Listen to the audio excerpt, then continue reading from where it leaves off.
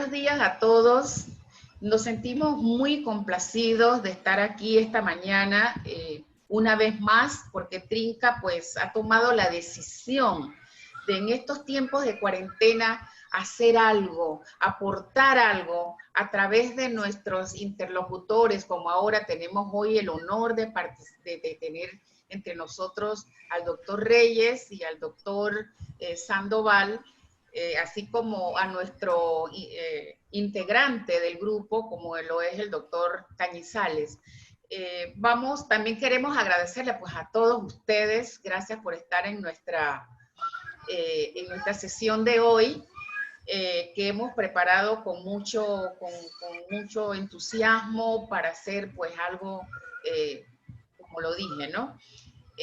Así es que vamos a hablar un poquito de los participantes, de nuestros protagonistas esta mañana, pero antes vamos a pedirle a nuestro presidente, Carlos Ernesto González de la Lastra, que hable muy brevemente de quiénes somos Trinca. Carlos Ernesto. ¿Carlos Ernesto no está? En ese caso, pues nuestro presidente emérito, Rafael Candanedo, que es el creador, el gestor de este grupo. Por favor, Rafa, si no está Carlos Ernesto. Carlos Ernesto está, pero no tiene sonido. Carlos Ernesto. Es que no lo veo. Él está hablando, sí. ¿Lo escucha, Abel? Sí, lo escuchamos. Parece que tiene problemas con el sonido, pero sigue usted, profesor, adelante. Va a regalar una mascarilla. Bueno, quiero, primero auxiliar a Carlos Ernesto, que es nuestro presidente. Quiero agradecerles muchísimo que estén este día aquí. Carlos Ernesto, adelante. ¿Sí?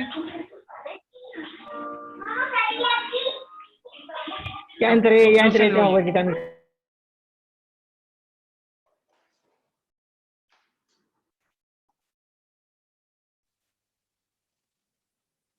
Ahora sí, ¿me escuchan? ¿Me escuchan? Sí. Sí, la escuchamos, no. Adelante. Sí. Deseo darle la bienvenida a nuestros oradores de hoy, el doctor Julio Sandoval y el doctor Reyes Tamés de México, y a nuestro modernador Miguel A. Cañizales. Trinca es un think tank formado por grupos multidisciplinarios. Aquí tenemos abogados, ingenieros, periodistas, poetas. Realmente podríamos decir con absoluta certeza que el think tank Trinca es el think tank de referencia de Panamá. Los niveles de discusión y de conversación y foros y conversatorios que llevamos adelante cubren una alta gama del conocimiento humano. A todos ustedes le doy la bienvenida. Trinca se fundó en el 2015. Tenemos ahora mismo casi 150 participantes y mantenemos un intercambio de WhatsApp intensísimo. Así que estamos muy felices de la participación de ustedes y le damos la palabra entonces a Nubia para que presente a los invitados. Ok, vamos a hablar entonces brevemente de cada uno de nuestros invitados de hoy. Tenemos al doctor Reyes Tamés Guerra, él es de México, él es doctor en ciencias con especialidad en inmunología. Comenzó su carrera académica y de investigación en 1974 y ha sido profesor en las más prestigiosas universidades de su país. En el 2011 fue invitado como profesor visitante en la Escuela de Graduandos de la Universidad de Harvard y a partir del 2012 es fellow del programa de liderazgo avanzado de la misma universidad. Es miembro de la Academia Mexicana de Ciencias y del Sistema de Investigadores. Ha publicado más de 150 trabajos de investigación. Eso es mucho decir. Gracias por estar aquí, doctor Tamés. Por su parte, el doctor Julio Sandoval, que todos lo conocemos, todos lo hemos visto en toda esta pandemia, esta jornada, todo lo que se ha realizado, lo hemos visto en televisión, informándonos sobre todo lo que se ha hecho en este tema. Y la verdad es que sabemos que ha hecho un trabajo muy duro, muy difícil el doctor Sandoval. Él es médico internista intensivista, es presidente de la Asociación Panameña de Médicos Intensivistas de Panamá. Forma parte del comité técnico que asesora al Ministerio de Salud y es todo este tema, ¿no?, de la pandemia, y es máster en gestión y dirección sanitaria. Bienvenido, doctor Sandoval. Y en tanto, el doctor Miguel Ángel Cañizales, que él es miembro de nuestra organización, él es postdoctor en Psicología Clínica y Social con una subespecialidad en Psicología de la Salud. Es catedrático universitario y fue ministro de Educación de la República de Panamá. Ahora, pues yo los voy a dejar con el moderador de esta jornada, que es justamente pues el doctor Miguel Ángel Cañizales. Adelante, doctor Cañizales. Muchas gracias, Nubia. Bienvenido a todos. Nos sentimos muy honrados de tener este conversatorio con dos grandes amigos. Vamos a iniciar con el doctor Reyes Tames, que hemos compartido escenarios internacionales. Él es una figura internacional, la cual ha apoyado mucho a Panamá desde Harvard. Él era uno de los presidentes de un tema de STEM, que es cómo aprender a utilizar la ciencia y la tecnología en la enseñanza. Hemos capacitado en Panamá más de 150 personas. También en Harvard él dirigió un think tank sobre educación, en la cual fuimos invitados y participamos. Como producto de eso se sacó un libro. Y el doctor Tames es una autoridad internacional en estos temas, así que nos sentimos muy honrados. Doctor Tames, podríamos iniciar usted a dar una introducción en relación a la temática de cómo están las cosas en México. Y después le vamos a hacer algunas preguntas. Sí, cómo no. Muchas gracias. Antes que nada, muchas gracias por la invitación. Me siento muy honrado de poder compartir con ustedes estas reflexiones sobre este problema que está viviendo el mundo. Yo quisiera hacer algunos comentarios breves sobre la enfermedad. En primer lugar, pues decir que se trata de un virus que tiene una tasa de contagio muy alta, que tiene una tasa de letalidad también comparado con otras enfermedades como la influenza, también es una tasa alta, y que bueno, el principal problema que tenemos en este momento es que todavía no se desarrolla un tratamiento efectivo ni tampoco una vacuna. Las expectativas es de que pronto podamos contar con esto. Quizás un poco más tarde hable de cada uno de estos dos temas. Pero mientras, pues la única otra posibilidad es que la inmunidad que va generando el contagio pueda alcanzar a una mayoría de la población de alrededor del 60%, que normalmente esto permite cerrar ciclos en estas pandemias. Una esperanza es que las otras dos pandemias originadas por coronavirus, tanto la que se presentó en el 2003 por el SARS-CoV-1 como la que se presentó en el 2012 por el MERS, ninguna duró más de un ciclo. O sea, llegaron una vez, desaparecieron y no se han vuelto a presentar. Esperamos que una vez que termine el ciclo de esta pandemia, se tenga un comportamiento parecido. O sea, no hay ninguna enfermedad por coronavirus que se haya mantenido como pandemia o de manera recurrente, y esperamos que esto suceda también. Pues entrando en los problemas particulares, quizás el problema más importante es que alrededor del 35% de las personas que se contagian son asintomáticos, no saben que están contagiados y a su vez contagian a otras personas. Los grupos vulnerables, como todos sabemos, son grupos de personas mayores de 60 años que presentan alguna enfermedad adicional y que eso los hace ser mucho más susceptibles a tener problemas serios, a requerir hospitalización, y alrededor de un 20% de los pacientes que requieren hospitalización, pues alrededor de un 5% en el mundo no pueden sobrevivir a este problema. ¿Qué cosas se ven alentadoras? Pues por una parte que en el tema de las vacunas hay por lo menos 5 o 6 vacunas que están ahorita, y algunas, 2 de ellas en fase 2, que ya pasaron la fase 1, y el resto están por terminar la fase 1.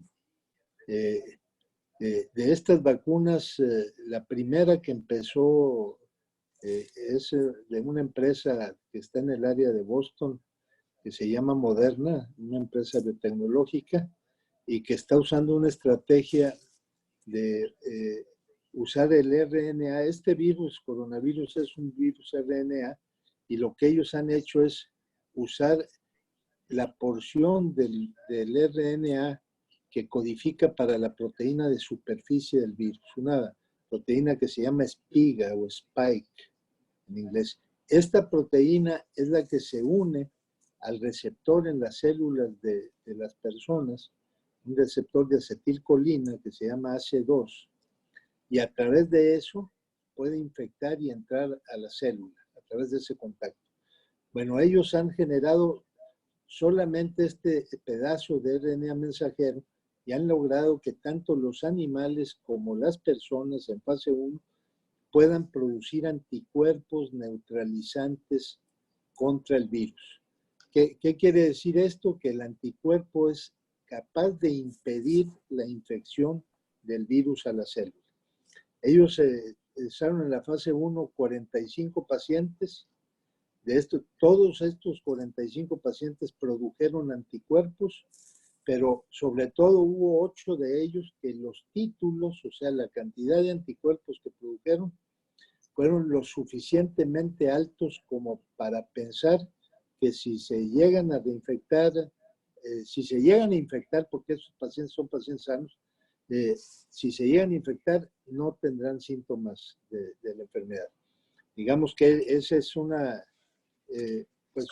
vacuna que tiene pues un potencial muy interesante. De Moderna ya está en fase 2, va adelantada, y bueno, como algunas otras vacunas, también hay investigadores en este caso de los Institutos Nacionales de Salud de los Estados Unidos trabajando en apoyo a que puedan no solamente desarrollar estas fases, sino que puedan tener capacidad de producir cientos de millones de vacunas. Originalmente ellos tienen su plan de que si todo funciona, ellos tendrán en enero 100 millones de vacunas. Esa es la proyección de solamente la empresa. Buena Pero noticia, el gobierno... doctor. Sí. Perdón, buena noticia esa. Sí. Doctor, le quiere decir, es que están haciendo muchas preguntas las personas y en los chats Sí. no aguantamos, pero le queríamos preguntar, quiere decir, de acuerdo a lo que yo le he estado leyendo y lo que usted está diciendo, por ejemplo, en el Exército de México, usted recomendaba aplicar pruebas de anticuerpos entonces para levantar la cuarentena, porque tiene una precisión específica, ya que pareciera ser que el 80% de las personas afectadas no presentan síntomas, y es una forma de establecer de una manera más científica. ¿No puede ampliar este concepto? Sí, es que las pruebas de anticuerpos permiten saber cuando alguien se infectó, aunque no se haya dado cuenta o haya tenido síntomas muy leves, saber que ya tiene una respuesta inmune. Estas pruebas de anticuerpos miden 2 anticuerpos, uno que se produce en una etapa muy temprana de la infección, que se denomina IgM, que después de que la gente se infecta, empiezan a aparecer esos anticuerpos entre 5 y 10 días después de que la persona se infecta. Pero después se produce otro anticuerpo que se llama inmunoglobulina G, que es un anticuerpo ya de memoria inmunológica. Eso es un anticuerpo protector. Entonces, yo sugería que primero ese tipo de pruebas acerca mucho a saber la realidad de lo que está pasando en una región o en un país. Por ejemplo, la Universidad de Stanford realizó una prueba aleatoria con 3.330 personas en el condado de Santa Clara, en California.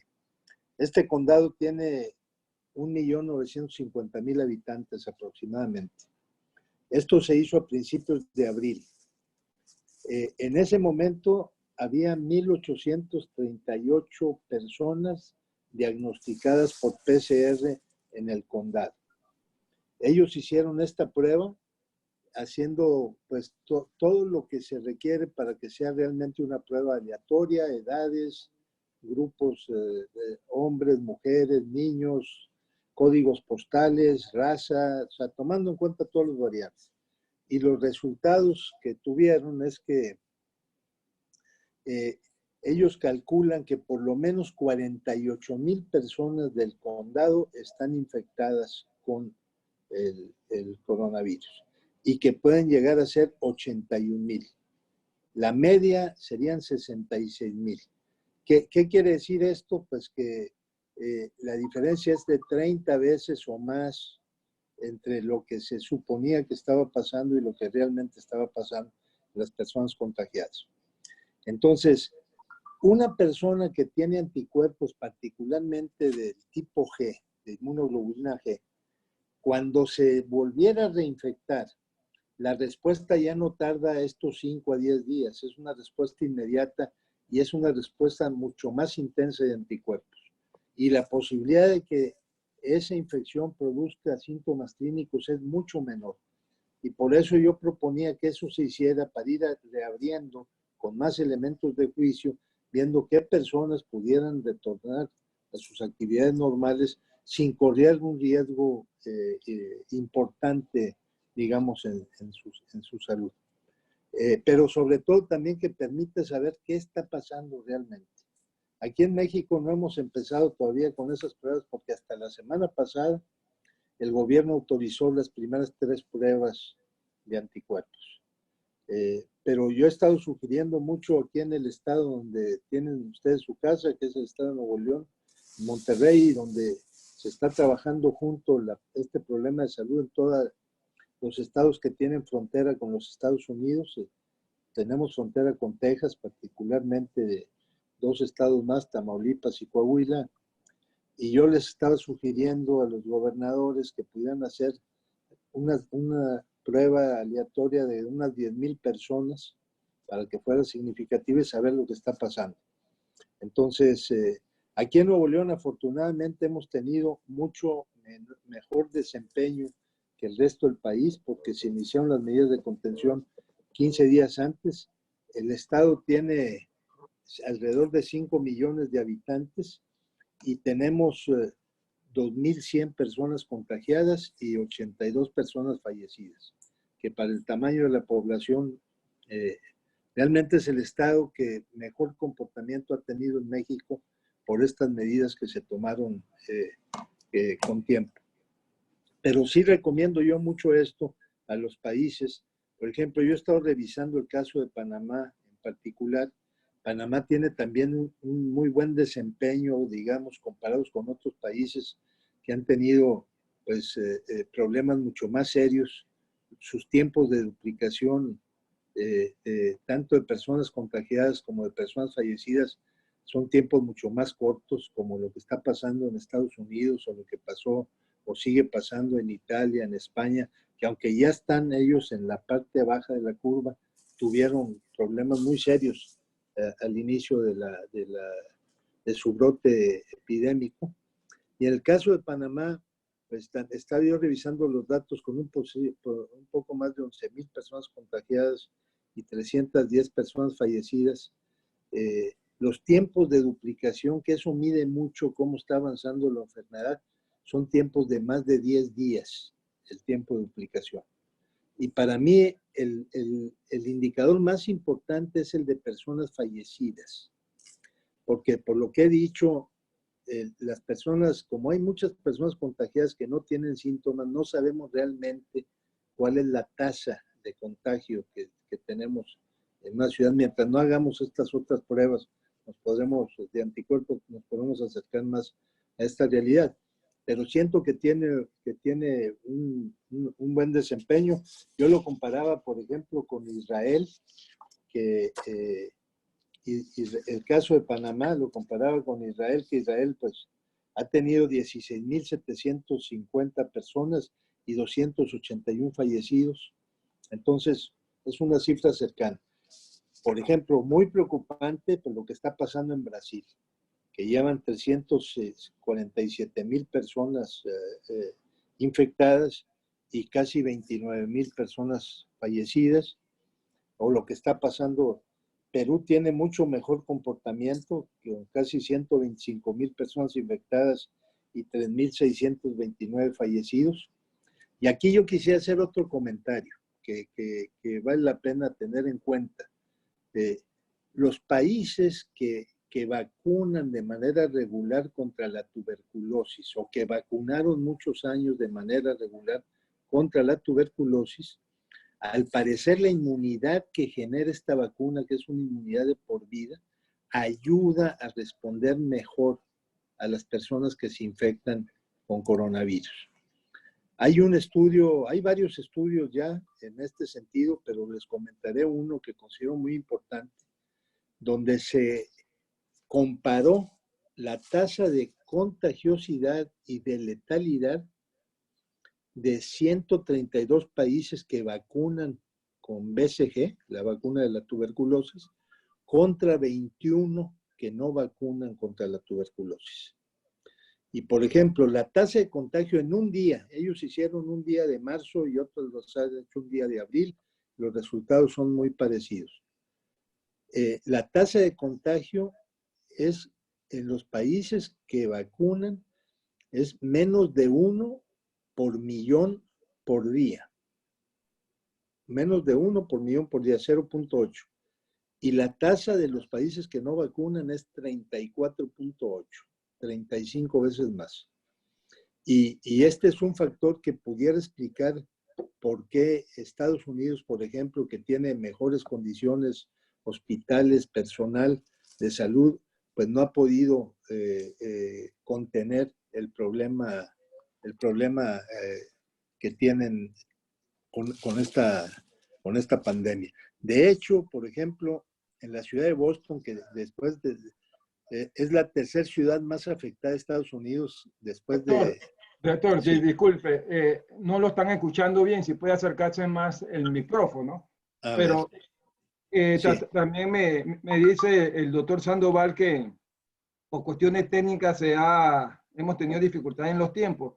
Lo importante es que con esta brillante exposición que nos ha hecho usted, hemos podido tener una visión más clara de lo que es la importancia de las pruebas anticuerpos.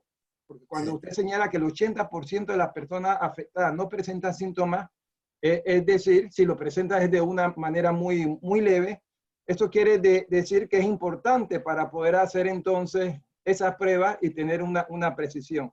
Yo quisiera que vamos a anotar las preguntas y le vamos a dar la oportunidad nuevamente a contestar las preguntas que le quieren hacer, Después. pero vamos a pasar entonces con el doctor Julio Sandoval. Muy agradecido, doctor, y disculpe la inconveniente técnico. No, muy bien, cómo no. No sé si usted recuerda que yo fui alumno cuando usted era rector de la Universidad de Nuevo León. De ahí nos conocimos. Sí, Gracias. Entonces pasamos con el doctor Julio Sandoval. ¿Se encuentra el doctor Julio Sandoval? Sí, ¿me escuchan bien? Sí, perfecto. Doctor Julio, es un honor tenerlo aquí, ya que usted es una de las personas técnicas que tiene este país y el papel que usted ha estado desempeñando nos honra a todos los panameños debido a la seriedad y al profesionalismo y a la entrega que ha tenido usted y todos los médicos que están colaborando en este país. Le damos la palabra, doctor Sandoval, y le vamos a hacer unas preguntas. Hágase una introducción de unos 10 minutos. Sí, primero que todo, doctor Cañizales y a todo el grupo, doctor de la Lastra, a mi colega que me antecedió, a Nubia que nos presentó. En realidad es un honor para mí estar compartiendo con un grupo diverso de profesionales intelectuales de este país, que realmente su finalidad es aportar a mejorar la sociedad y poder compartir un poco la parte nuestra, que hemos jugado un papel, digamos, protagónico en este momento de pandemia. Yo quería compartirles, si me permiten, les preparé unas pequeñas diapositivas. No sé si me avisan, me podrán activar para poder compartirles, doctor, ¿se puede? Sí, Jorge Vega. Jorge, ¿puedes activarlo? Sí, un momentito. Gracias. Este es un equipo muy organizado. Tenemos gente trabajando. Hay mucha gente detrás de todo esto con la intención de aportar a la conciencia crítica del país. Eso, excelente. Deberías poder compartir ya, Julio. Voy para allá, papá. Aquí, compartir pantalla. Ok. Es aquí. Ok. ¿Me escuchan? Sí, perfecto. Ya se ve.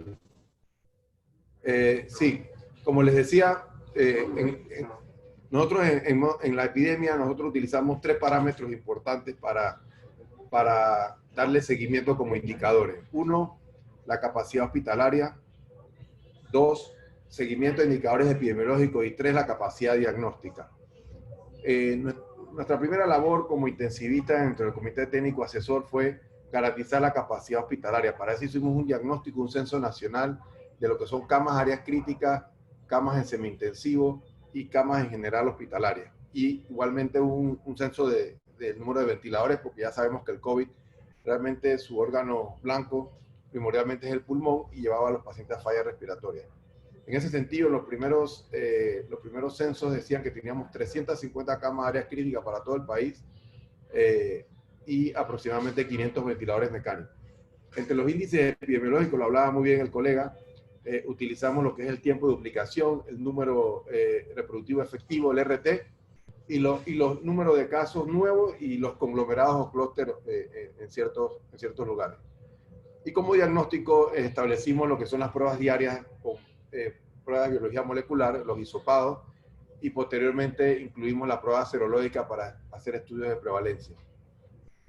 Actualizado al principios de mayo, y estos números han mejorado un poco, nuestras camas disponibles, camas en general hospitalarias, esto incluyendo sector público y privado, andan por el 50%, y 43% camas de áreas críticas, sumando 100 camas que se van a incorporar una vez se inaugure el hospital modular, un hospital que se hizo en la región metropolitana con 100 camas y capacidad para tener 100 ventiladores.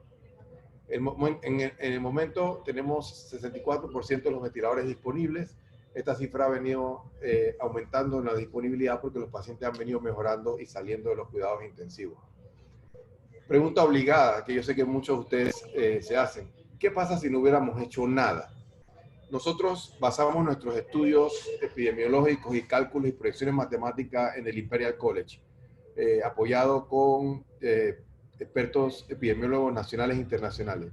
El RT de 3, que es el que ustedes ven arriba, es este de acá, nos planteaba un escenario de prácticamente 5.000 pacientes en cuidados intensivos a la tasa que íbamos inicialmente. Nosotros estábamos teniendo de 10 a 15 ingresos en cuidados intensivos por día, 20 a 30 pacientes a la sala.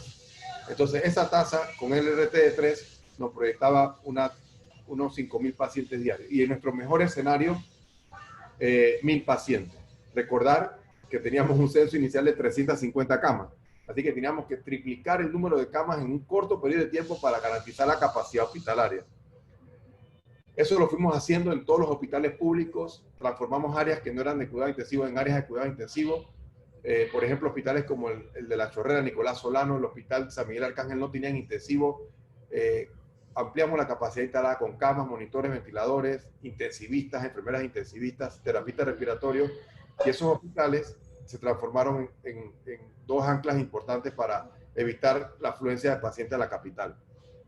De esa misma forma, la 24 de diciembre, otro hospital que también se amplió, el complejo hospitalario metropolitano, áreas que no eran de intensivos se ampliaron, igual el Santo Tomás. Ahí teníamos 5 hospitales claves, el Manuel Amador Guerrero en Colón también.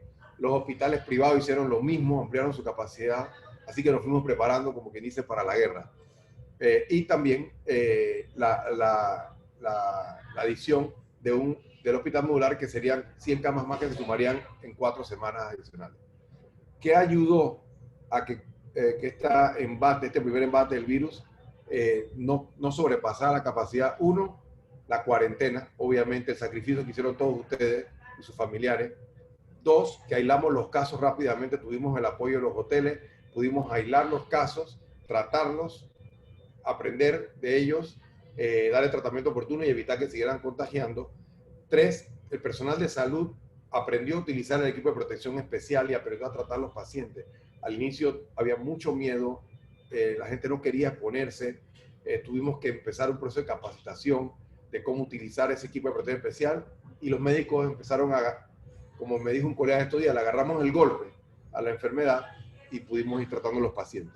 Y por último, también el cambio en las guías, Panamá, y eso de verdad me siento muy orgulloso, nos sentamos 26 sociedades científicas médicas panameñas, desarrollamos guías de manejo. Creo que somos uno de los pocos países en el mundo que hizo eso. Entonces, al establecer esa discusión entre las sociedades de infecto, neumo, anestesia, medicina crítica, llegamos a la conclusión que adicionando heparinas y esteroides al tratamiento temprano a los pacientes cambió la evolución de ellos. ¿Qué tan rápido se propaga el COVID en Panamá? Lo mencionaba el colega. El RT es el porcentaje de contagio. Vean cómo al principio de marzo estábamos por el número de 7. Es decir, una persona era capaz de contagiar a 7. Y con las medidas de distanciamiento social, ese RT lo fuimos disminuyendo hasta las últimas semanas, estar en 1, incluso por debajo de 1. Lo que nos ha hecho movernos hacia adelante en lo que es la flexibilización de los bloques. De los bloques, me refiero a los bloques de ir aperturando progresivamente. Esta diapositiva les quiero nada más comentar, es la típica evolución de un paciente COVID. A usted le va a pasar mucho que lo van a llamar, me acaban de diagnosticar COVID, ¿qué es lo que está pasando? Entran un poco en pánico. Vean, cuando un paciente se contagia, el 50% de los pacientes no va a tener síntomas y la infección va a parar sola. El otro 50% de los pacientes que desarrollan síntomas que van a ser leve a moderado en un periodo de 7 días, de ese 50% que desarrolla síntomas, el 80% se va a recuperar como un resfriado común. Del 20% restante, entonces ahí tenemos que 85% de ese 20% que requiere hospitalización, digamos, va a requerir terapia de oxígeno, algún terapia de soporte con los medicamentos que le digo, el 85% se va a recuperar y le va a ir bien. El 15% es nuestro paciente más difícil o un reto, que es el paciente que queda en cuidados intensivos. Y de ese 15%, un tercio sale adelante, un tercio son los que están ahorita mismo hospitalizados, que usted ve en la estadística que les mostramos diario, y a veces hasta un porcentaje de 50% fallece, puede ser más alto. En Panamá nosotros hemos logrado llevar esa tasa de mortalidad en cuidado intensivo a valores entre 20 y 25%, comparándolo con otros países que la tasa de mortalidad es más alta. Incluso un estudio en Nueva York hablaba de 80% de ingresos en cuidado intensivo.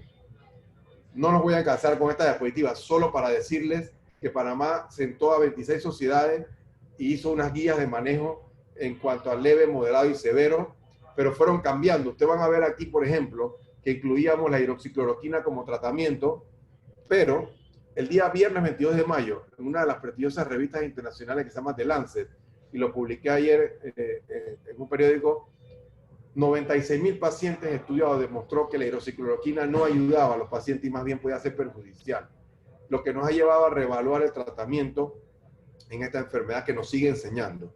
Quiero decir, seguimos aprendiendo, seguimos modificando las guías en beneficio de los pacientes, obviamente. Prueba serológica. Ajá, sí. Perdón, ya estoy terminando. 2 minutos más. Prueba serológica, el doctor conversó, prueba serológica. Ya en Panamá contamos con pruebas serológicas. Hay 2 tipos de pruebas serológicas, las rápidas y las que miden anticuerpos. Rápida, te miden una gotita de sangre en el dedo, anticuerpo, una punción venosa. Y lo que nos ayuda a las pruebas serológicas es para tener una aproximación de la cero prevalencia.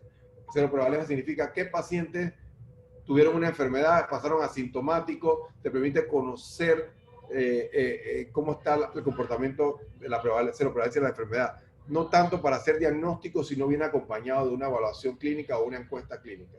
Se estima que en Panamá debe haber por lo menos un 4% de gente contaminada. Eso estamos hablando de 160.000 personas. Y a fin de año las proyecciones pueden ser que ese número llegue a 20%. El esquema de regreso a la normalidad lo puedo dejar para las preguntas de ustedes, que es lo que estamos trabajando en este momento.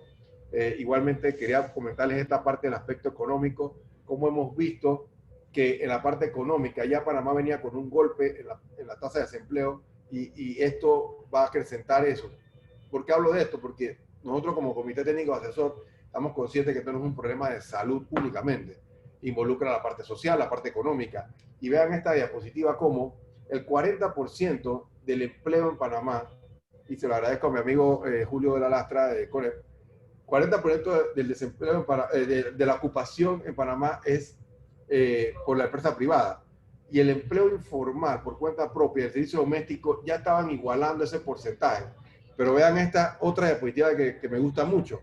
¿Cuáles son las industrias más afectadas por el COVID? Precisamente esas del empleo informal y la cuenta propia, el turismo, la venta de automóviles, los bienes y raíces, la manufactura, los bancos, la educación. Esos son los potenciales perdedores en esta pandemia. Entonces, eso es realmente preocupante y tenemos que, como país, ir preparándonos en las siguientes etapas post-COVID. Ya para finalizar, profesor, ¿por qué vamos a ir flexibilizando las medidas cada dos, 3 semanas? Porque es el periodo de incubación del virus. Nos va a permitir ver si hay rebrotes o repuntes y en qué áreas para ir tomando las medidas en esas áreas. 6 condiciones que nos han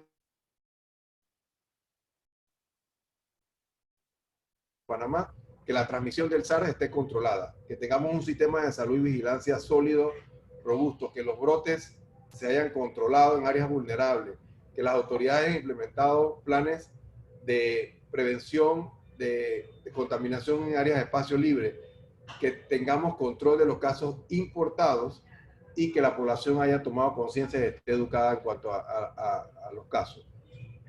Cifras de ayer. 11.183 casos confirmados y 310 fallecidos. Tenemos una tasa de 2.2 aproximadamente, que es una tasa, uno quisiera que fuera 0, no quisiera que se le muriera ningún paciente, pero es una tasa bastante aceptable con respecto a 8 y 10% que vemos a nivel global en otros países. Como conclusión, ese proyecto de lo que les he resumido cómo hemos vivido esta pandemia desde la capacidad hospitalaria, cómo lo hemos vivido la parte de tratamiento de los pacientes, no hemos descuidado los aspectos sociales y económicos, y ese advenimiento a la nueva normalidad va a involucrar una serie de factores que incluirán cambio en nuestro estilo de vida, el uso de mascarillas como parte de nuestra vestimenta, el lavado de manos frecuente, el distanciamiento social, no descuidar otras enfermedades crónicas, nuestro programa de vacunación, y bueno, siempre que el que tenga la opción de quedarse en casa es la mejor opción hasta que se desarrolle una vacuna o un tratamiento específico para el virus. Muchas gracias por sus consideraciones, doctor Sandoval. Pero una pregunta que le quisiéramos hacer, que ya que la están realizando los que están escuchando el programa en este momento. Sin duda alguna pareciera que viene un segundo brote, como ha sucedido en muchos países que inició la fase del levantamiento de cuarentena. El caso de Francia, el caso de China y muchos otros países. ¿Qué cree usted que debemos hacer para minimizar y bajar los niveles de contagio si es que se llega a esa segunda etapa? Definitivamente, Doc, va a haber rebrotes. O sea, eso es una pandemia esperada. Sería infrecuente que no haya rebrotes. Lo que esperamos es que esos rebrotes, esos repuntes sean en áreas específicas y de manera controlada. Entonces, como población, tenemos que poner en práctica lo que hemos aprendido: distanciamiento social, lavado de manos, uso de mascarillas, seguir los lineamientos del Ministerio de Salud como población. Y nosotros como como comité asesor y junto con las autoridades, es darle seguimiento a los índices epidemiológicos en las áreas vulnerables. Si tenemos un rebrote que estamos viendo en Veraguas y en Chiriquí, realmente lo estamos viendo el día de hoy, darle prioridad a esas áreas, de tratar de tenerlas en un cerco sanitario más vigiladas y flexibilizando en otras áreas. Entonces, es un trabajo mancomunado entre la población y la autoridad del ministerio. Sí. Pareciera ser que donde más problemas se va a dar en Chiriquí, Panamá Oeste y en los lugares donde se ha estado disparando el RT.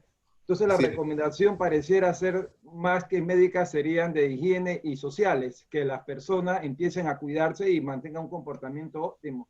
Este grupo de Think Tank ha hecho grandes recomendaciones, inclusive sacamos un libro que se editó, se llama Crónica de Panamá.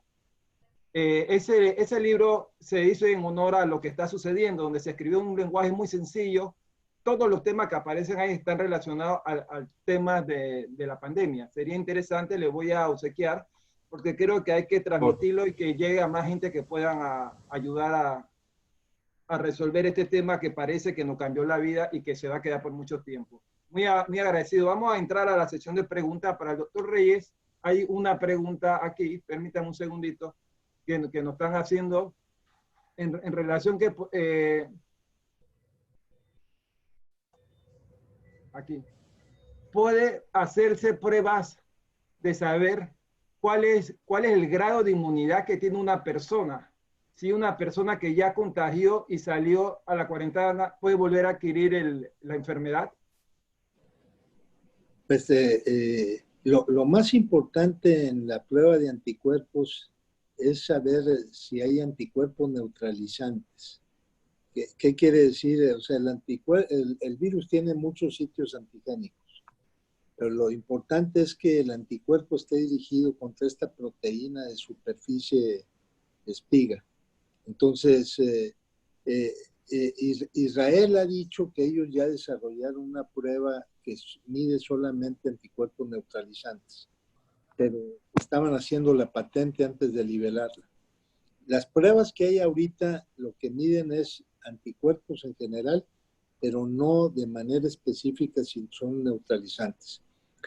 Sí sería muy bueno en el futuro para tener una mejor posibilidad de no enfermarse, el tener a la disposición estas pruebas que miden anticuerpos neutralizantes.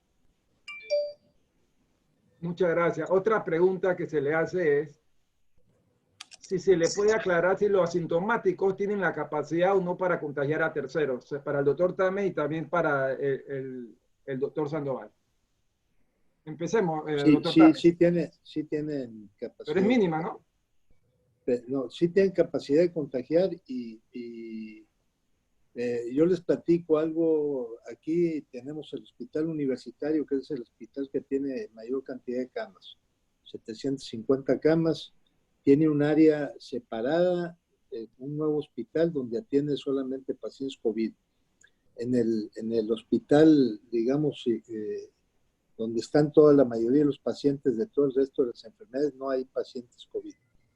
Pero llegó de visita una persona a ver un paciente asintomático y contagió al paciente y el paciente contagió van en este momento 23 personas del hospital contagiadas entre personal médico y de enfermería. O sea, y obviamente se le mandó llamar a esta persona y ella fue la persona de contagio. O sea, asintomática completamente, pero sí hay una capacidad de contagio importante, ¿verdad? Entonces, sí hay que tener, por eso, todas estas medidas que recomendaba ahorita el doctor Sandoval, de seguir con todas las medidas de contención, es muy importante. O sea, no se puede bajar la guardia. Si queremos evitar los rebrotes, hay que cuidarse, hay que mantener todas estas medidas que se han comentado, ¿verdad? De mantener una sana distancia, de usar el cubrebocas, de lavarse las manos. No hay precaución que salga sobrando y sí, los asintomáticos definitivamente sí pueden contagiar a otras personas de manera y ser causantes de brotes importantes. Muy bien. Muchas gracias, doctor. Le vamos a dar la palabra a Nubia, pero antes de darle la palabra a Nubia, hay una pregunta que le quieren hacer al doctor Sandoval, y aprovecho para saludar al exministro de Educación de Chile, Martín Silly, que se encuentra con nosotros en la audiencia. Él también nos va a dar una conferencia. Él es médico y es un investigador en estos temas también. Nos preguntan para el doctor Sandoval, la destacada periodista Celia Ucrania Molina, de la prensa. ¿Cuál sería el costo de estas pruebas? En el Hospital de San Miguel Arcángel comenzaron ayer estas pruebas serológicas, pero los primeros dieron negativo. Sí, el Estado está garantizando estas pruebas de manera gratuita. El Ministerio de Salud, ayer la misma señora ministra de Salud fue al San Miguel Arcángel y entregó, si no me equivoco, 500 pruebas inicialmente para el personal de salud que está expuesto directamente con los pacientes. Así que eso es gratuito. Centros privados también cuentan con esta prueba, en varios centros privados que han sido avaladas por el Instituto Conmemorativo Gorgas. El precio en los centros privados, tengo entendido que anda entre los $25 y los $35 la prueba, hablando de la prueba serológica. Y los primeros resultados han sido negativos en los pacientes, en los colegas que se le han hecho los estudios. Muy amable, muchas gracias. Le damos la palabra a Nubia, por favor, que tiene unas preguntas que le han estado llegando. Gracias, doctor. Sí, muchas gracias. Para el doctor Julio, la primera pregunta es, ¿por qué están muriendo en casa? ¿Por qué están muriendo en casa pacientes detectados con el virus? ¿No deberían estar ellos en un hospital? Ese es para el doctor Julio. Claro, esa es una pregunta interesante, pero pienso que a veces se ha sobredimensionado. El porcentaje de casos de defunciones nuestras en casa es mínimo incluso en los hoteles también. Recordemos que es una enfermedad nueva que nos está enseñando que en algunos pacientes con sustrato cardiovascular, hipertensión, cardiopatía isquémica, fibrilación auricular, se ha visto que este virus tiene cierta selectividad por algunas afecciones cardiovasculares inicialmente. Entonces, si un paciente con un antecedente cardiovascular adquiere la enfermedad y no se siente tan mal como para acudir a atención médica, son esos casos que hemos detectado con fallecimientos de muerte súbita en casa. Así que respondo a esa pregunta diciéndole que, al contrario, el Ministerio de Salud ha sido muy proactivo en pacientes con factor de riesgo, ya determinados por nosotros, que son obesidad, hipertensión, diabetes, insuficiencia renal crónica, cáncer, el uso de medicamentos inmunomoduladores, más de 60 años. Esos pacientes se han aislado en los hoteles o se les recomienda una hospitalización para vigilarlo en los primeros días. Nubia, el micrófono. Nubia. Para aclarar este tipo de situaciones. Usted ha hecho una aclaración muy importante y entonces para eso es este tipo de actividades, ¿verdad? Tengo otra pregunta para usted mismo. ¿Cómo se pueden elaborar estrategias de control cuando dejan de contabilizar 1.400 pruebas positivas que representan más de una semana de casos? ¿No sería como andar a ciegas? Esa es una pregunta de un periodista. O sea, no es mía, ¿no? Se la estoy... Sí, no, está bien, está bien. Hubo un desfase en el reporte de las pruebas, no es que no se tomaron, que es importante señalarle a la población, y el colega de México no me deja mentir, que un tema de limitantes serios que tienen países hermanos en la región es hacer pruebas diagnósticas. No es que no tienen casos, tienen un subregistro terrible porque no tienen pruebas. En Panamá tenemos la bendición de que el doctor Pascal en el Gorgas se ha movido rápido y tenemos capacidad de diagnóstico en todo el país con pruebas biomoleculares. Incluso hemos estudiado el virus y hemos mandado nuestras recomendaciones internacionales, el genoma del virus. Y ya tenemos pruebas serológicas en todo el país. Lo que pasó en los últimos días es que hubo un desfase en el reporte de pruebas por parte de una institución que ha hecho que que cuando usted vea los números nuevos ven cierto repunte, pero es que viene el acúmulo de esas pruebas que faltó el reporte. Así que eso se ha subsanado y se ha corregido para poder hacer proyecciones reales. ¿Me permites, doctor Cañizales? Tengo una para el doctor Tamis, ¿está bien? Sí, dele, por favor, Ok. Doña, claro. Doctor Tamis, la pregunta que me envía también un periodista, periodista Juan Prixiola, para usted, es: ¿será que los mayores de 60 años y los que tienen morbilidades deberán vivir indefinidamente confinados hasta encontrar una vacuna, o cuando exista una inmunidad colectiva casi imposible de lograr con cuarentena prolongada? Es una excelente pregunta y la respuesta es no, no van a tener que vivir confinados, pero es la población más vulnerable que va a ser la última que se va a reincorporar a la vida laboral. Ahí son los que más tenemos que cuidar. Doctor Reyes, ¿qué dice el doctor Tamis? No, sí, estoy de acuerdo. O sea, sí es la población vulnerable. Yo escribí también un artículo sobre este punto en particular, porque la población vulnerable generalmente se asocia no solamente con el tema de la edad, sino con la presencia de otras enfermedades o comorbilidades, ¿verdad? Entonces, aquí la inmensa mayoría de los pacientes que han fallecido en ese grupo de edad han sido pacientes que presentan otros problemas de salud. Y sí hay que cuidarlos, ¿verdad? De manera especial. Cuidar los asilos, por ejemplo, aquí se ha tenido muy especial cuidado con los asilos. A pesar de eso ha habido algunos brotes importantes, pero sí esperamos. Yo tengo confianza en que también en el caso de los tratamientos, a pesar de este comentario que hacía el doctor Sandoval de la hidroxicloroquina, que es un medicamento que hay que usarlo con mucho cuidado.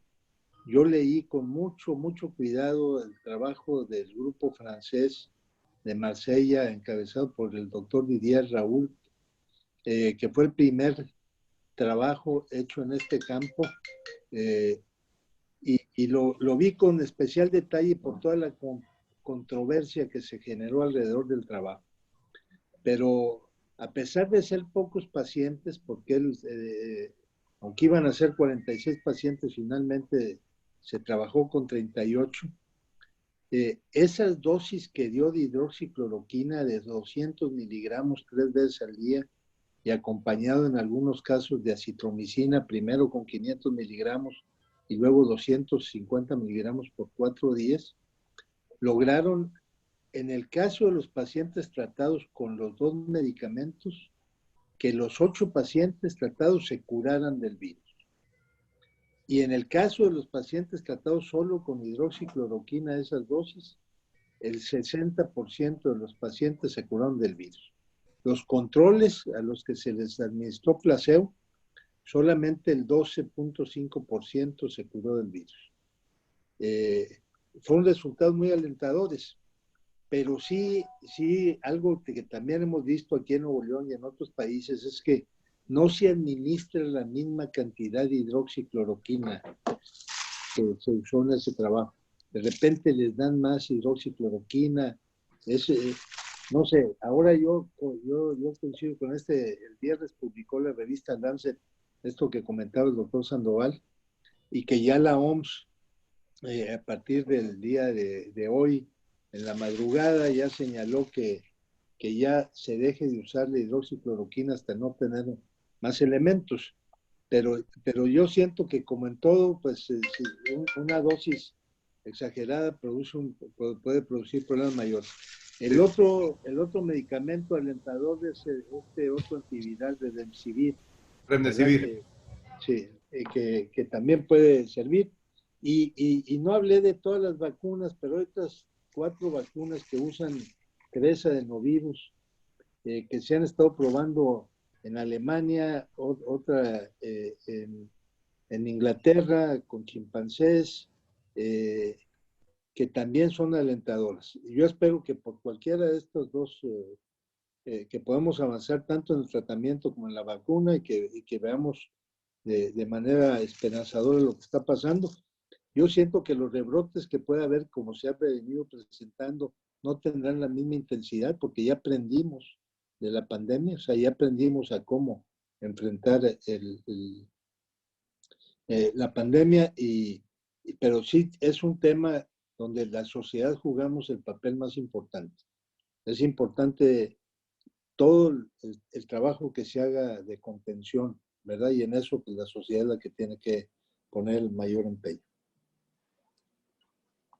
Muy bien, muchas gracias, doctor. Nubia, ¿tiene otra pregunta? Porque Sí, yo tengo tengo otras. una de una periodista, Urania de Cecilia Molina de la Prensa. Ella le pregunta al doctor Tamiz que en qué consistirá la actualización de las guías de tratamiento. En la actualización de las guías de tratamiento. Mire, ¿qué cosas yo estoy viendo positivas fuera que no han aparecido todavía en la prensa y en los medios? Por ejemplo, sé que se están por colegas que trabajan en esas áreas y nosotros mismos estamos trabajando cosas en la universidad y también haciendo colaboraciones con empresas que se dedican al tema del desarrollo de medicamentos de última generación. Sé que se está trabajando con nanotecnología. Por ejemplo, que se están produciendo nanopartículas a las que se le agregan medicamentos que permiten reducir la cantidad del medicamento de tal manera que el medicamento no produzca daño, como hablábamos ahorita en el caso de la hidroxicloroquina. Sé que se está, inclusive hay algunas compañías que están empezando a utilizar otros. Hay un estudio que está conduciendo la Universidad de McGill en Canadá, donde está usando otro medicamento que no se ha usado en ninguno de los protocolos que se conocen, que evita que el proceso inflamatorio se produzca tan grave. Aquí muchos pacientes que tienen problemas serios de salud al final, más que la infección del virus, lo que produce un daño que muchas veces es fatal, es algo que se llama tormenta de citocinas, donde su sistema inmune, por tratar de eliminar la enfermedad, reacciona de manera muy intensa y produce fibrosis en los pulmones. Por ejemplo, nosotros estamos iniciando un trabajo acá con pacientes usando inmunomoduladores, porque pensamos que también juegan un papel importante en la enfermedad y que podrán lograr evitar, en este caso, la lluvia de citocinas. Tenemos nosotros un antecedente que aquí se hizo con el Hospital Universitario, donde se trató a niños con shock séptico, niños que se infectan al momento de nacer, tienen infección en la sangre y prácticamente el 100% de los niños recién nacidos con shock séptico fallece. Hicimos un estudio con 12 niños dando estos inmunomoduladores y sobrevivieron el 100%. Esto mismo lo estamos preparando ahorita, un diseño placebo doble ciego para hacerlo también con pacientes con COVID. Y yo siento que está trabajando, que pronto tendremos una respuesta. O sea, yo tengo mucha fe y mucha esperanza en que podremos enfrentar bien. Ahora la tecnología, las herramientas, las capacidades de ciencia e investigación son mucho mayores. Esto que se hizo con esta enfermedad en menos de 40 días de conocer el genoma completo del virus, nunca había pasado en la historia, ¿verdad? O sea, eso demuestra la capacidad que hay de la ciencia ahorita para enfrentar este tipo de problemas. Y yo tengo mucha confianza en que podremos avanzar. Pero sí tenemos que cuidarnos este tiempo mientras no tengamos respuestas efectivas, tanto de tratamiento como de vacuna. Hay una periodista de crítica, Yorlén Morales. ¿Está por ahí Yorlén? Que veo que quiere hacer preguntas. Yorlén. Hola. Sí. Sí, para el doctor Julio Sandoval. Buen día. Perdón, buenas tardes ya. ¿Por qué están muriendo en casa pacientes detectados con COVID-19? ¿No debería estar en hospitales esas personas? ¿Y cuáles son las secuelas que deja el virus a un paciente que logra salir de cuidados intensivos? Gracias, Yorleni. Ya la había respondido. Perdón, la primera pregunta ya, Yornel, el doctor la contestó, yo se la hice, porque me la mandaron por escrito. La segunda, sí, esa, doctor, es así. Secuelas, en realidad, los pacientes que están hospitalizados, las secuelas la pregunta va en sentido a los hospitalizados, ya sea en sala o en UCI, porque los que tienen un curso leve es como cualquier resfriado común, ¿no? Esos pacientes que están hospitalizados, yo diría tres grandes problemas. Algunos con cierto grado de estrés postraumático. Ustedes saben que de todo modo la carga emocional de una pandemia, adquirir la infección, es uno. Dos, la parte respiratoria les va bastante bien. Algunos quedan con cierta restricción, pero con terapia respiratoria y ejercicio de terapia de rehabilitación respiratoria recuperan bien. Y lo tercero, sí, los que están en intensivo, que demoran 3-4 semanas en intensivo, quedan con un grado de debilidad muscular en general. Eso se llama en cuidado intensivo una poliradiculoneuropatía del paciente grave, que es que queda debilitado, o sea, su masa muscular, sus articulaciones por el no uso, pero también se recuperan. Así que serían esas tres cosas que yo diría que nos puede dejar como secuela la enfermedad, pero todas con buen pronóstico. Miguel Ángel, tengo una última pregunta que me acaban de mandar otra periodista. Para el doctor Sandoval, que si hoy actualizarían el protocolo de atención. El protocolo de atención de los pacientes, sí. Estamos revisándolo. De hecho, la señora ministra va a hacer el anuncio en el transcurso del día en base a lo que mencionaba el doctor Reyes, de ya excluir la hidroxicloroquina como parte del tratamiento. También estamos revisando y actualizando los criterios de alta. Recordar que antes esperábamos hasta 2 pruebas negativas, ya eso lo hemos reevaluado. Un paciente luego de 10 a 14 días con un paciente asintomático se está considerando recuperado desde el punto de vista clínico. De hecho, quería complementar lo que me decía el colega, doctor Reyes. Salió un estudio reciente en Corea de más de 300 pacientes que aún saliendo positiva la prueba de PCR todavía, pero ya tenían más de 14 días, estos pacientes ya no eran contagiantes. Y eso es una pregunta importante desde el punto de vista laboral. Y ustedes, muchos son, algunos son empresarios. Si un paciente ya ha pasado 14 días y el paciente está asintomático, como si nada, ese es un criterio más importante que estar esperando segundas pruebas, que fue lo primero que hacíamos. Es decir, todo esto venimos aprendiéndolo ahora. Y ese estudio lo corrobora, que pacientes ya después de 14 días ya no son contagiantes, a pesar de que el PCR sigue saliendo positivo. ¿Por qué sale positivo? Porque quedan fragmentos de virus cuando uno hace los hisopados que pueden hacer que la prueba salga positiva y el paciente está como si nada en su casa esperando querer reincorporarse a su vida laboral. Muy bien. Muy bien. Doctor, ¿usted quería comentar algo, Tames? No, yo quería comentar un poco de las pruebas de anticuerpos que me habían hecho una pregunta antes, que es muy importante en el caso de las pruebas de anticuerpos, sí buscar que sean pruebas que tengan certificación y que tengan un alto grado de especificidad y sensibilidad. Me explico por qué.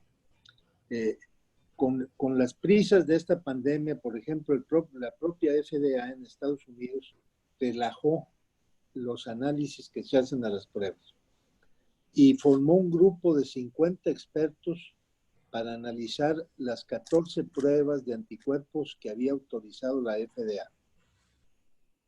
Y los resultados de este grupo de expertos es que de las 14 pruebas autorizadas, solamente 3 tenían resultados reproducibles y tenían los grados de sensibilidad y especificidad que se requiere para esto.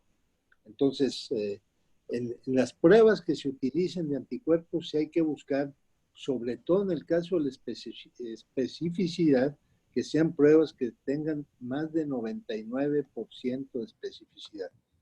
Por ejemplo, este estudio que hizo la Universidad de Stanford probó muchas pruebas distintas antes de seleccionar la prueba de anticuerpos. Y lo hizo con 75 pruebas positivas y más de 400 pruebas negativas.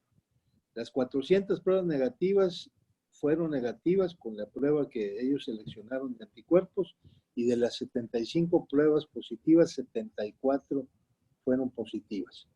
O sea, una especificidad de 99.5%. Entonces, ese tipo de pruebas son las que hay que buscar. Porque sí es muy importante que cuando digamos es positivo, es que realmente tiene los anticuerpos, y cuando es negativo, es que realmente no los tiene. Un comentario. Muchas gracias, doctor Tame. Entonces estamos viendo que existen posturas interesantes a través de la evidencia científica que se han estado demostrando en esta discusión. Pero aquí sería interesante, hay dos posturas, que hay que aplicar pruebas de anticuerpos para tener mayor precisión para poder levantar las cuarentenas, que es lo que está recomendando el doctor Tames, que sería interesante lograr ese aspecto. Pero también se está hablando, que no le hemos tocado aquí, el tema de la masificación de la prueba, que los países asiáticos, nórdicos, que han estado aplicando esa prueba han tenido muy buenos resultados y han cambiado un poco los modelos de la OMS que han estado estableciendo. Y una de las críticas que se nos está haciendo a nosotros y a algunos países, que hemos seguido al pie de la letra, y esto nos ha llevado a cometer algunos errores también. Por ejemplo, en cuanto al tratamiento, se dice ahora que al principio se trataba con antivirales, como si fuese una neumonía, y ahora se está tratando con trombosis, como antibióticos. Es lo que se está platicando en los diferentes medios, y se han producido más de 2.000 artículos científicos sobre este tema, a pesar que tiene 2 meses de haber iniciado. La pregunta sería, ¿la masificación de la prueba podría ayudar a mejorar esta situación? Y la otra pregunta es la que nos hacen sobre la cárcel al doctor Sandoval.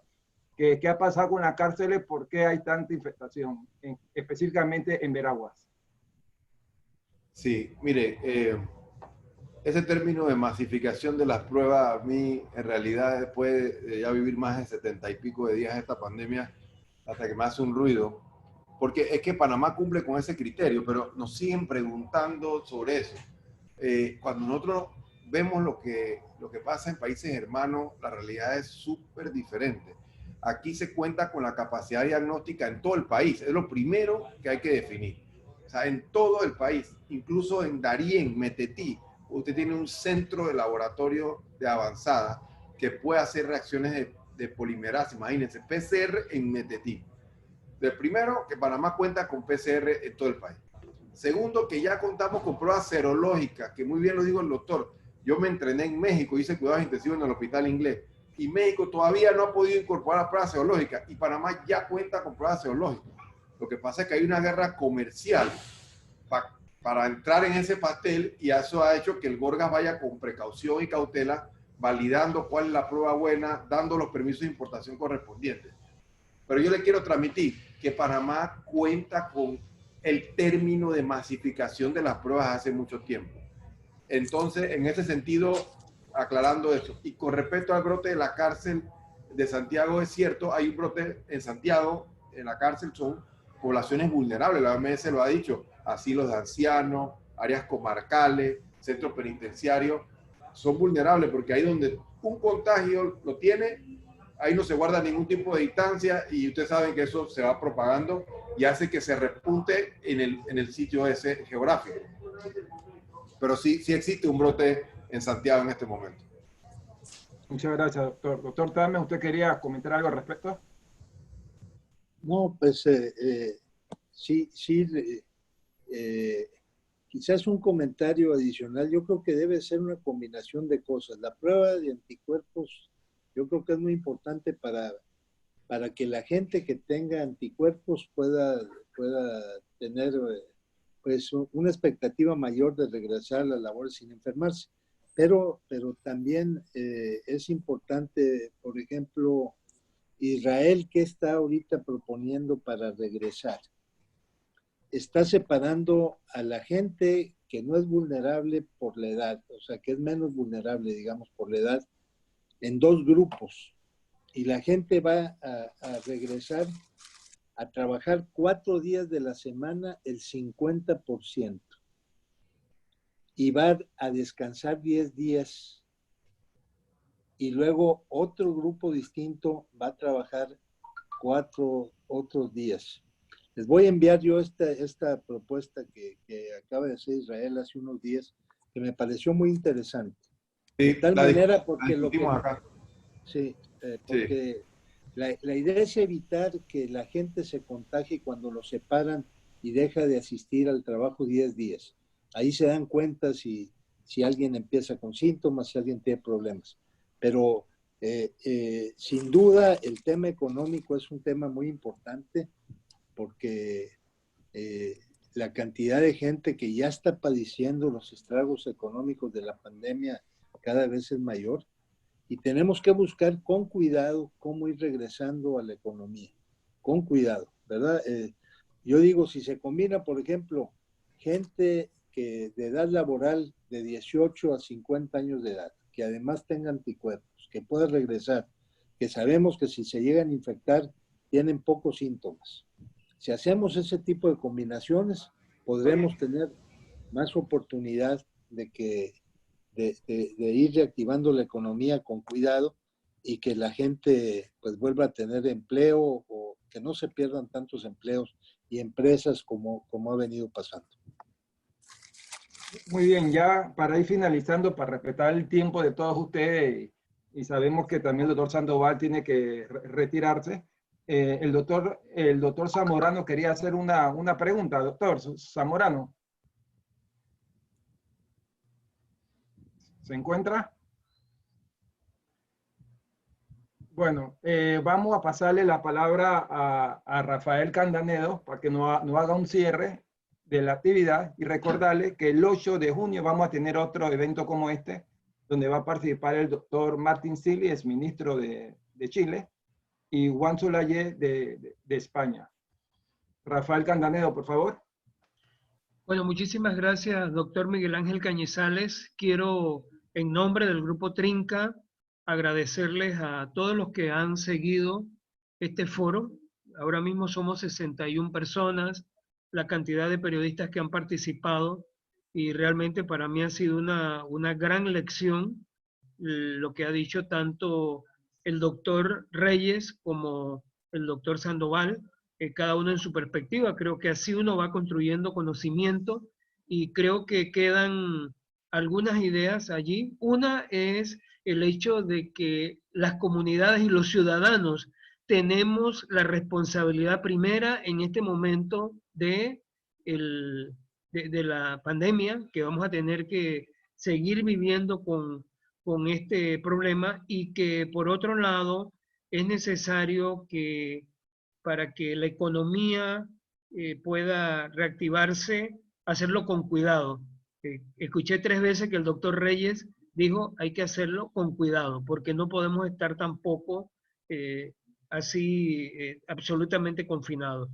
Y bueno, todas las respuestas, me gusta, Nubia allí incluyó a varios periodistas que hicieron preguntas. Los periodistas por naturaleza son preguntones, y casi que el periodismo es un mal necesario, y que qué bueno que este foro haya servido para que muchos periodistas, incluido mi amigo contemporáneo, aunque es un poco más viejo que yo, Prixiola, quien aprecio y admiro mucho, que haya estado en esta sala. Así que quiero agradecerles muchísimo, que tengan muy buenas tardes. Vamos a seguir reflexionando. Ojalá podamos incorporar en otra ocasión al doctor Reyes a otro foro. Me ha encantado. Bueno, Sandoval lo tenemos aquí en Panamá, y felicitar al doctor Sandoval por todo el trabajo que él ha hecho por nosotros. Lo admiramos y sabemos de su probidad, de su transparencia, de su lucha. Qué bueno tener compatriotas como Sandoval y compatriotas latinoamericanos como Reyes. Muy buenos días, muy buenas tardes. Gracias por la oportunidad. Hasta luego, que tengan buen día. Gracias a todos. Muchas gracias, muy honrado por haber participado, y a sus órdenes siempre. Y al profesor Cañizales por la invitación. Qué bueno que habían bastantes periodistas, porque los medios de comunicación han sido fundamental en transmitirle a la población información veraz y transparente. Así que gracias, profesor, gracias a todos ustedes por la atención también. Muchas gracias, Miguel Ángel. Muchas gracias. Muchas gracias a todos. Había más preguntas, pero bueno, ya se acabó. Bueno, ya entramos en el Colón, así que si alguien por ahí quiere aprovechar y preguntar a los presentes, puede. Jorge, va a estar la grabación, va a estar a disposición para que lo digas a los que están todavía. Ok,